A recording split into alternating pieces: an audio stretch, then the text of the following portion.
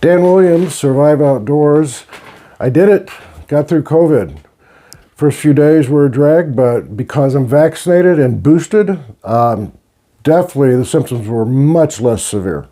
So today we're going to start out with some disturbing news out of the state of Pennsylvania. I sound like a media broadcasting company, don't I? So 2 weeks ago in Pennsylvania, Clearfield, I think it's Clearfield County or Clearfield Park, they had a very high incidence of Powassan virus, deer tick virus, in that area.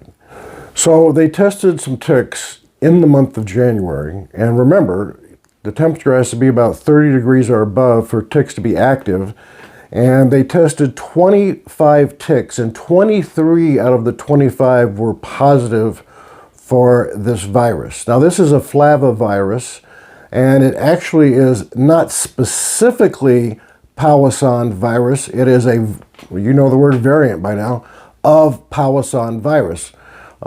It's a single messenger RNA, single-stranded RNA virus, and this is concerning.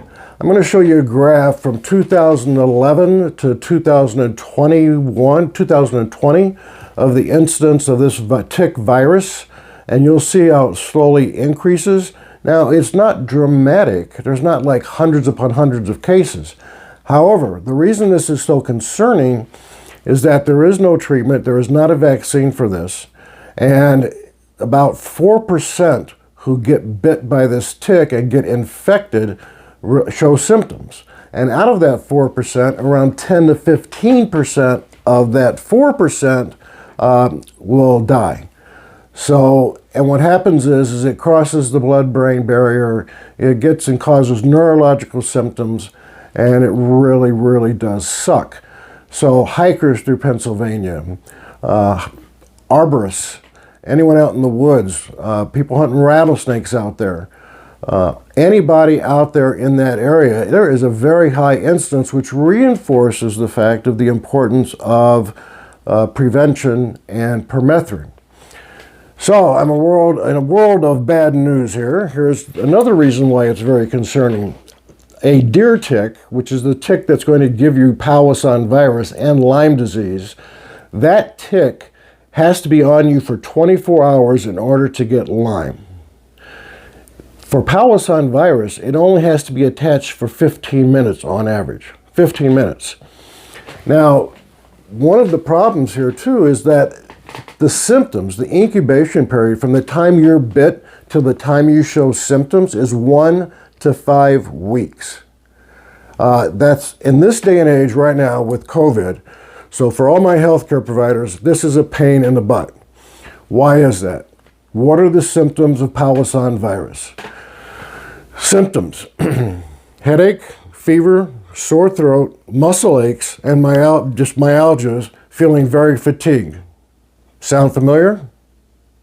COVID, influenza, West Nile virus. The differential is massive with that presentation.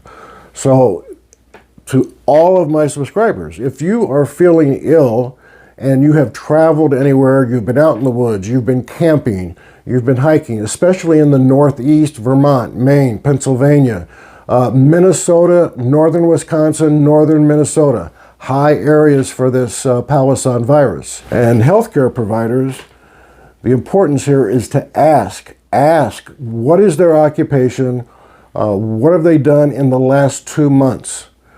Not the last 2 weeks, the last 2 months. Make sure you cover that incubation period. People are going to forget, they're not going to tell you this, and you're going to chalk it up to COVID or influenza or something of that nature. So, yeah, pretty concerning. So this Powassan virus is definitely on the rise. Yes, very little chance that you're going to be symptomatic, 2 to 4%. A lot of people that are bitten never become symptomatic. But if you do, it's something to watch out for. And healthcare providers, the importance here is to ask what is their occupation, what have they done in the last 2 months? Not the last 2 weeks, the last 2 months. Make sure you cover that incubation period. People are going to forget. They're not going to tell you this. And you're going to chalk it up to COVID or influenza or something of that nature.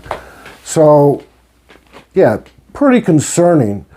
So this Powassan virus is definitely on the rise. Yes, very little chance that you're going to be symptomatic, 2 to 4%. A lot of people that are bitten never become symptomatic. But if you do, it's something to watch out for. So what do you do as far as when you come into the clinic, and what do we do? So you give a good history, you tell the healthcare provider what in the world's going on and where you've been. What we're going to do, and we should have some degree of an idea of a differential diagnosis. It is a blood test or it is a spinal tap. And we're going to be doing spinal taps, but if someone's really, really sick in the ER, we're going to be doing spinal taps. In the urgent care, we're going to be drawing blood. We're going to look for antibodies, IgM antibodies for the Powassan virus. Treatment: fluids, rest, Tylenol, eat an apple, call me tomorrow. I mean, there really isn't not much treatment at all. It's just supportive and time. The Powassan virus originally, I think it was in 1958. It was first diagnosed. A 12-year-old boy died in Powassan, Ontario, Canada, and that's how it got its name. All right, guys, more tick illness, more news. If you like these, you're getting some information, you find it helpful, hey, give me a thumbs up, subscribe. You'll get notified on all of them. We're going to be doing some gear reviews coming up. Stay warm, keep your eyes on the horizon, your face to the wind. I'll see you next time.